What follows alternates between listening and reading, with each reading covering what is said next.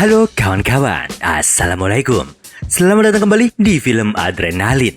Tempatnya film yang berdebarkan. Ni hao mauan. Pasti baik kan ya? Tapi buat kalian yang memang lagi kurang sehat, semoga lekas diberi kesehatan ya Wan. Amin. Oke, kali ini kita akan lanjut mengisahkan cerita serial Battle Truck Event Season 1 bagian keempat Wan. Biar kalian gak pada penasaran Wan, langsung saja miringkan HP kamu, lemparkan kenangan bersama mantan, karena film Adrenalin dimulai.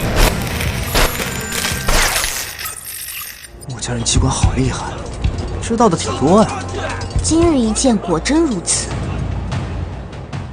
Setelah sebelumnya, Xiaoyan dan Xiaoyi ngerasa ada yang grepe-grepe, mereka lalu menyadari bahwa ada yang tidak beres. Ternyata tangan tersebut adalah tangan anak buah keluarga Mo. Saat orang itu pamer senjatanya yang hebat, Xiaoyan dan Xiaoyi OTW kabur dari sana. Tapi belum jauh, tiba-tiba saja mereka berdua tak sengaja masuk jebakan jaring. Xiaoyan mengeluarkan api Raja Singa untuk membakar jaring tersebut. Tapi kata orang yang tadi, api tersebut tak akan bisa membakar jaring itu. Akhirnya mereka berdua dibawa menuju keluarga Mo, yaitu kepada orang bernama Mo Chen. Xiaoyan diancam untuk memberikan api ungunya, tapi dia menolak. 你把它给我，亲自把它取出来。莫城老大，我也想给你啊。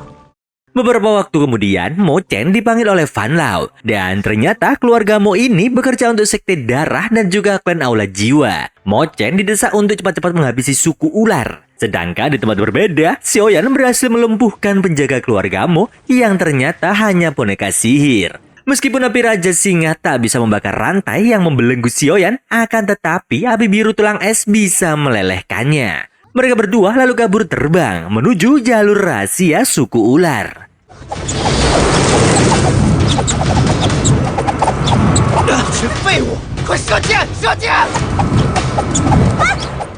Di sana, Xiaoyan lalu menyelinap ke dalam ruangan Medusa dan menemukan api teratai hijau. Belum sempat Xiaoyan mengambil benda tersebut, dia mendengar ada orang yang datang. Ternyata itu adalah Medusa, si ratu ular. Setelahnya, Mobasu, si pemimpin suku ular, melapor kepada Medusa jika penyerangan suku Mo sudah sampai di inti markas mereka. Mendengar itu, Ratu Medusa berencana memasukkan api inti bumi teratai hijau ke dalam tubuhnya. Tapi Mobasu khawatir jika si Ratu Medusa tak akan sanggup menahannya. Akan tetapi, Medusa nekat saja memasukkan api itu ke dalam tubuhnya. Dan setelahnya, dia merasakan sakit yang sangat sakit sekali, Wan.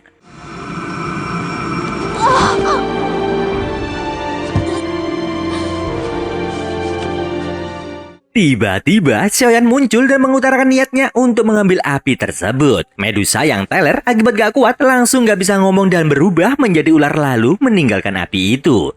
Dengan cepat, Xiaoyan mengambil benda keramat tersebut dan langsung cabut. Karena penyerangan yang dilakukan suku Mo, markas suku ular akan segera hancur. Xiaoyan yang OTW cabut pun meminta Medusa untuk masuk ke dalam wadah bambu yang dia bawa. Setelah itu, mereka OTW pergi dari tempat itu. Di tengah pelarian mereka, Xiaoyan jatuh dan bilang ke Xiaoyi jika dia nggak kuat lagi. Xiaoyan menyuruh Xiaoyi pergi dan tiba-tiba Xiaoyan mengeluarkan api hijau dari tubuhnya. Seketika dia masuk ke dalam dimensi pavilion, yang kemudian masuk dalam kolam obat. Di sana Xiaoyan kembali merasakan sakit yang sangat sakit, seperti dahulu saat berlatih dengan api biru. Kata paman guru sih, nyerah aja kalau nggak kuat. Tapi, alhamdulillah Wan, Xiaoyan berhasil melakukan api teratai hijau di dalam dirinya.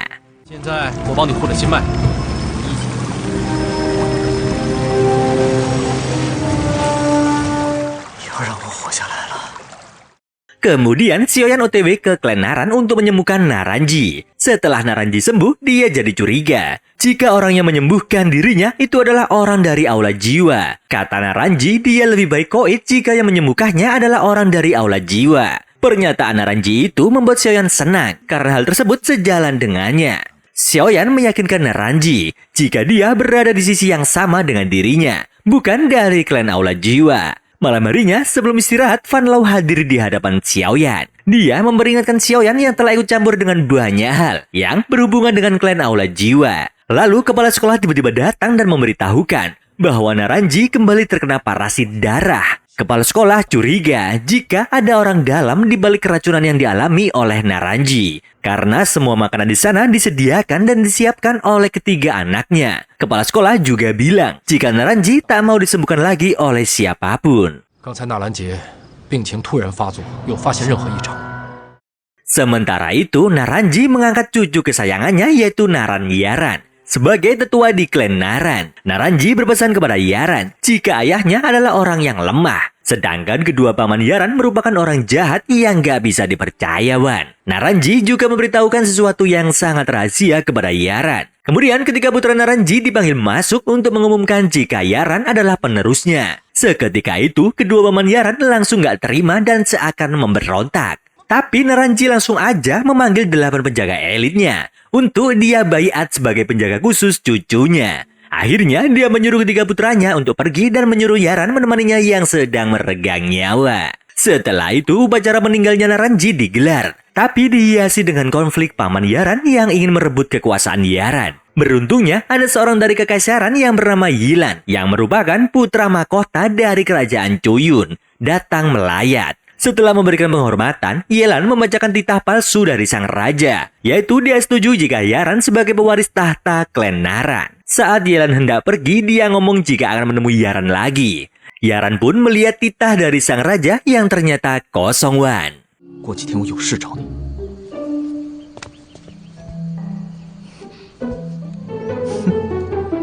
Setelah itu, pertandingan meracik obat pun dimulai. Pama, yaitu ketua dari penasihat kerajaan Choyun, menjadi pemimpin dari 5 dewan juri. Secara tak terduga, datanglah seseorang yang mengaku sebagai Fanling dari klan Jiwa. Sontak hal itu membuat heboh, dan mereka berencana mengusir Fanling. Tapi, Fama bilang jika klan Jiwa berbeda dengan aula Jiwa. Oleh karena itu, Fanling diperkenankan untuk mengikuti pertandingan. Meskipun begitu, semua orang tetap memandang sinis Fanling yang pede aja dengan semua itu. Dan akhirnya babak pertama pun dimulai. Kesemua peserta diberi tugas meracik obat dengan kemurnian terbaik. Dan siapa yang bisa melakukannya dianggap lolos ke babak selanjutnya. Nah, Fanling ini bisa meracik obat tanpa menggunakan kuali, Wan. Xiaoyan pun tak mau kalah. Dia meracik obat dengan kemurnian tingkat 10. Oleh karena itu, Xiaoyan, Fanling, dan 6 orang yang lainnya berhasil lolos ke babak selanjutnya.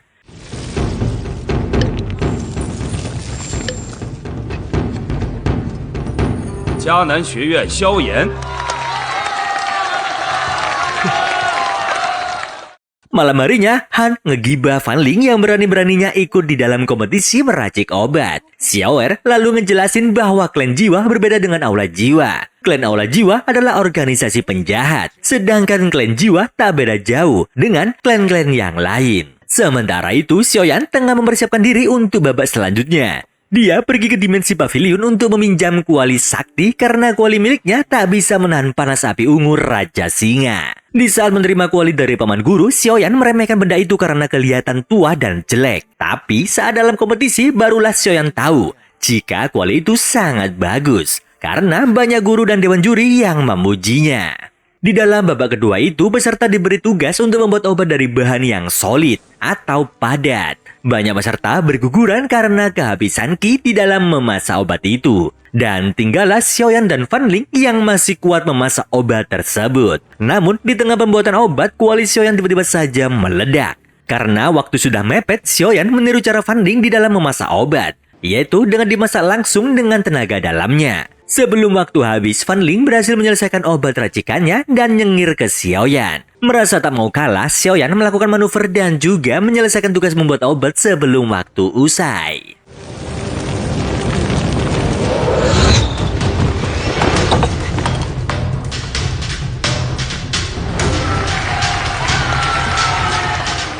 Setelah itu, Xiaoyan bertapa kultivasi untuk memulihkan tenaga dalam atau ki-nya. Xiaoer datang dan memain-mainkan Xiaoyan yang ternyata ada di dalam dimensi pavilion. Di dalam dimensi itu, Xiaoyan dimarahi paman guru karena telah menghancurkan kuali kesayangannya. Ternyata Wan, kuali tersebut bisa hancur karena sebelumnya dibuat retak oleh Hang Feng di saat inspeksi sebelum lomba. Sementara itu, di saat teman-teman Xiaoyan tengah makan, tiba-tiba pasukan utusan kaisar datang ke sana. Mereka membacakan tugas penangkapan kepala sekolah karena dia dianggap melakukan penyerangan kepada raja. Setelah menelisik lebih jauh, kepala sekolah menemukan Fama yang ternyata bekerja untuk klan Aula Jiwa. Dan kemudian kepala sekolah ditangkap oleh pasukan kerajaan di balik konspirasi Fama dan Aula Jiwa. 你也陷进去了。可惜你太固执了。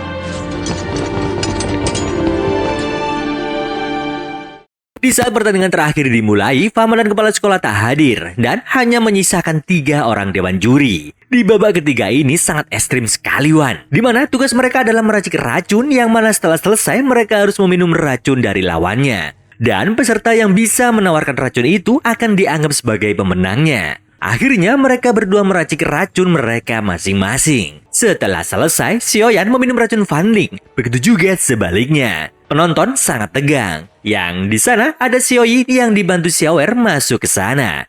Xiaoer sewot ketika Xiaoyi bilang kata suamiku kepada Xiaoyan. 相公，你别吃呀！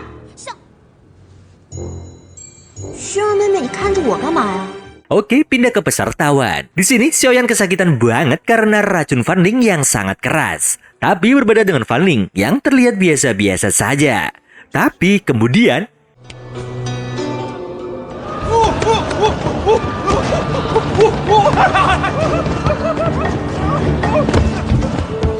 Xiaoyan menyedihkan jari sehingga obatnya bereaksi dan membakar Fan Ling. Akhirnya, Wan, kedua peserta ini saling serang menggunakan racunnya. Yang mana tak ada racun yang bisa mereka netralkan sendiri. Mereka berdua merasa kesakitan banget. Sehingga mereka merasa dikerjai oleh panitia pertandingan yang sungguh-sungguh brengkes banget.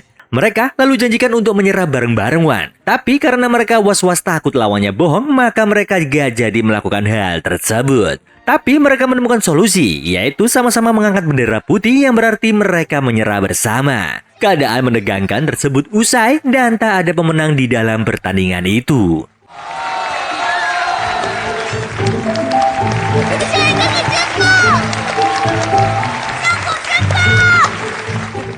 Xiaoyan dan Fan Ling akhirnya bertukar penawar, tapi racun di tubuh Xiaoyan tak sepenuhnya hilang. Fan Ling membuka rahasia yang mana Xiaoyan harus meminum darah Fan Ling agar racunnya bisa ditawarkan sepenuhnya. Tapi Xiaoyan was-was karena teringat senior yang meminum darah Fan Lao. Beruntungnya, Wan, Xiao Yixian tahu cara kerja racun Fan Ling dan langsung membuat penawar dari darahnya. Xiaoer yang melihat kemesraan itu langsung monyong aja nggak terima, Wan. Setelah pertandingan usai, Xiaoer ungkap-ungkap perasaannya kepada Xiaoyan pakai bahasa kiasan. Karena otak Xiaoyan laki banget kan, Wan? Dia nggak mudah ngomongan dari Xiaoer tadi. 盖世英雄，还有个美杜莎。盖世英雄。 Beberapa saat kemudian, Yelan mengajak jalan Xiaoyan untuk bertemu Yelan sang putra mahkota. Dalam pertemuan rahasia itu, Yelan cerita jika ayahnya sang raja merupakan boneka yang dikendalikan oleh klan Aula Jiwa. Yelan juga cerita mengenai kepala sekolah yang mencoba menghabisi raja adalah sebuah kebohongan. Dia yakin saat ini kepala sekolah telah ditangkap oleh klan Aula Jiwa. Yelan kemudian meminta Yaran dan Xiaoyan membantunya untuk sebuah penyelidikan. Melalui sebuah jalan rahasia, Xiaoyan diajak oleh Yaran masuk ke dalam istana untuk menyelidiki keadaan di sana. Mereka menyaksikan sendiri bagaimana para prajurit bagaikan sebuah boneka yang bisa dikendalikan. Nah, apesnya, Wan, penyelidikan mereka ini ketahuan dan langsung kena gerebek. Tapi ya, mau gimana lagi? Kalau ngelawan orang sakti ya pasti gini akibatnya, Wan.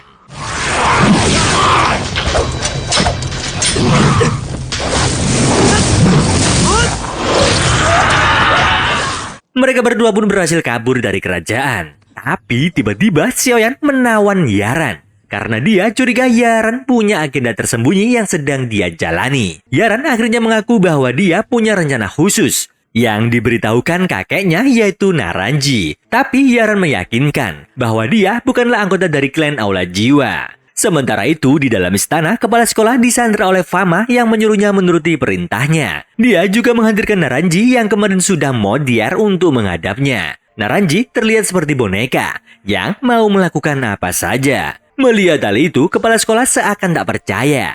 Karena sebelumnya dia menghadiri pemakaman Naranji. Akan tetapi Fama bilang jika dia membongkar kuburannya dan menjadikan Naranji sebagai zombie yang menurut kepada Aula Jiwa. Kepala sekolah lalu diberi pilihan oleh Fama, yaitu mengabdi secara sukarela atau dijadikan seperti Naranji. 你是打算站在我这边的，要不变成纳兰杰？ Di tempat lain, Xiaoyan yang gagal melakukan misi penyelinapan meminta bantuan Xiaoer dan Hanxin untuk melakukan hal yang sama. Tiba-tiba saja muncul Yaran yang meminta ikut juga. Dan hal itu membuat Xiaoer ngomel terus nggak ada habisnya. Sewaktu di dalam perjalanan, melihat percekcokan para gadis-gadis, Xiaoyan pura-pura batuk darah Wan. Ternyata kawan-kawan Xiaoer ini sudah tahu kalau kemarin Xiaoyan pergi berduaan ke istana bersama Yaran. Mendengar pernyataan Xiaoer yang mengetahui hal tersebut, Xiaoyan hanya bisa cengar-cengir. 你们两个来过？这是为了救米藤山长老啊。 Penyelinapan mereka akhirnya ketahuan juga Wan. Dan kali ini Kaisar yang telah menjadi zombie hidup bertugas menghadang mereka. Dan akhirnya pertarungan pun tak dapat terhindarkan.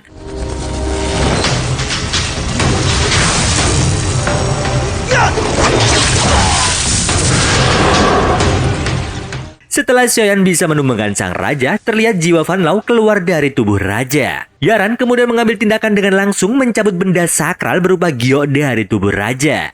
Dia bilang jika gio tersebut merupakan benda sakral dari keluarga Naran. Dulunya kakek Yaran sendiri yaitu Naranji yang menanamkan gio itu ke dalam tubuh raja untuk mencegah raja terpengaruh lebih jauh oleh klan Aula Jiwa.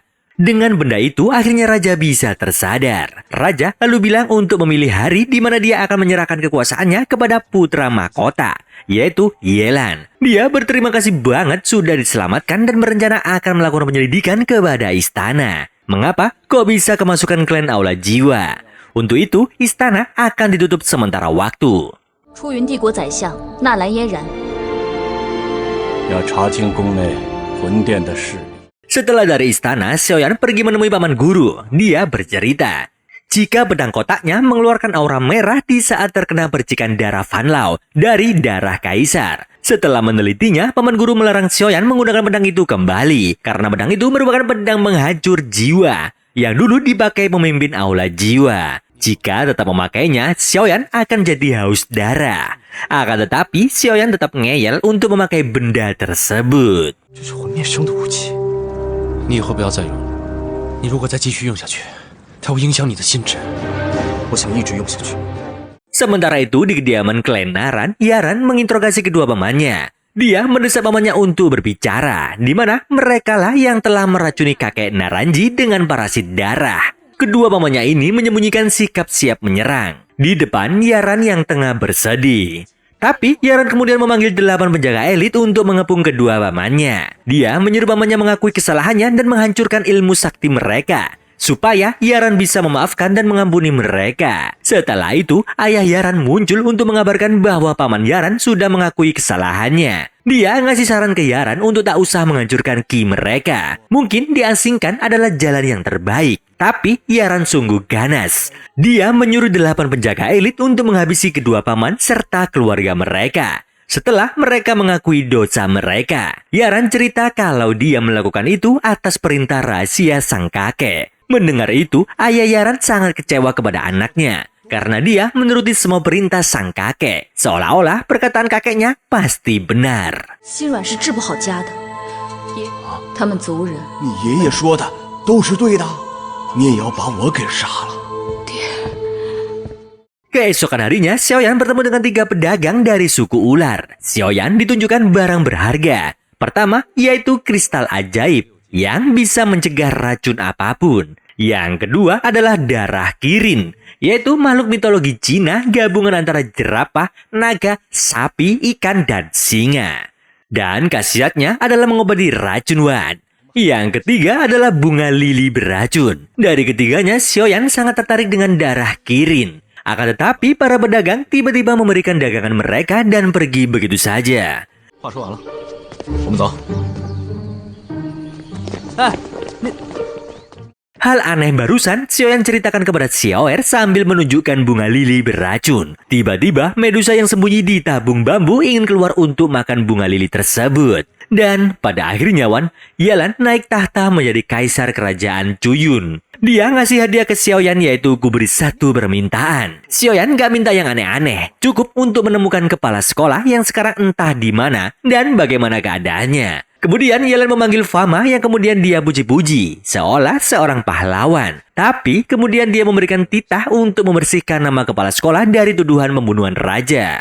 Yelan juga menyuruh Fama agar mencari keberadaan kepala sekolah yang tak kelihatan hidungnya sama sekali. Setelah itu, Yelan menjamu semua murid akademi. Di tengah-tengah penjamuan, Yelan memperlihatkan sebuah lukisan, di mana dahulu benda itu dibuat oleh dewa petarung. Menariknya, Wan, lukisan gunung ini setiap 60 tahun sekali bisa dimasuki. Yelan mempersilahkan para murid-murid untuk masuk ke dalam sana dan mengambil obat-obatan serta benda berharga di dalamnya. Fama lalu memberikan sebuah penjelasan, yaitu pintu dari lukisan ini akan tertutup kembali setelah 2 jam sejak pertama kali dimasuki. Oleh karena itu, mereka tidak boleh telat keluar, supaya tidak terjebak selama 60 tahun ke depan. Yelan juga bilang jangan serakah. Ambil aja yang di depan gunung, yang di belakang jangan diambil karena bahaya. Dan akhirnya, pintu lukisan itu pun terbuka. Xiaoyan mau masuk dan bilang, bersambung dulu kawan-kawan. 要不我先来，婶婶，我来了。好了，我先进去吧。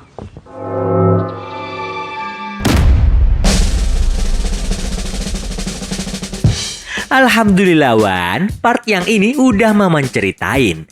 Untuk yang penasaran part selanjutnya, tetap tungguin di sini ya Wan. Akhir kata, kudanya Maman lagi makan bakpao. Maman mau kultivasi bentar ya Wan. Dan ciao.